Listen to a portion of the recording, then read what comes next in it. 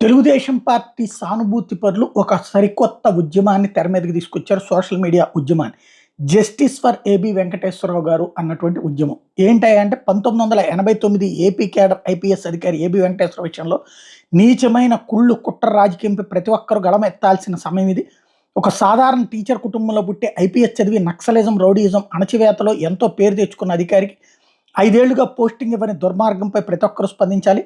రాజకీయ కక్షతో తప్పుడు ఆరోపణలు చేసి కేసులు పెట్టి 2 సార్లు సస్పెండ్ చేసిన అధికారికి చివరి సమయంలో అయినా న్యాయం దక్కాలి. 10 రోజుల క్రితం సెంట్రల్ అడ్మినిస్ట్రేటివ్ ట్రిబ్యునల్ సిఏటి వెంకటేశ్వరరావుపై సస్పెన్షన్ రద్దు చేసిన రాష్ట్ర ప్రభుత్వం ఇప్పటికీ పోస్టింగ్ ఇవ్వలేదు.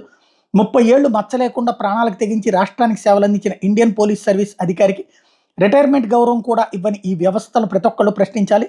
తన ఉద్యోగం కోసం 5 ఏళ్లు ప్రభుత్వంపై పోరాటంలో ఎంతో విలువైన తన సర్వీసును ఒక డీజీపీ స్థాయి అధికారి కోల్పోయారు.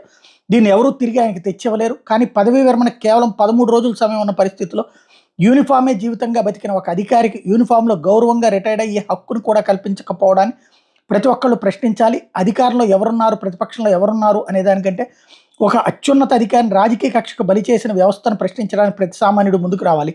తన సర్వీస్కి దక్కిన గౌరవంగా ఆయన రిటైర్మెంట్ ఉండాలంటే ఈ 13 రోజులైనా ఆయన పోస్టింగ్లో ఉండాలి. పోస్టింగ్ లేకుండా రిటైర్మెంట్కి తీసుకువెళ్లాలనే ఫ్యాక్షన్ నియంత బుద్ధి ఓడిపోవాలి.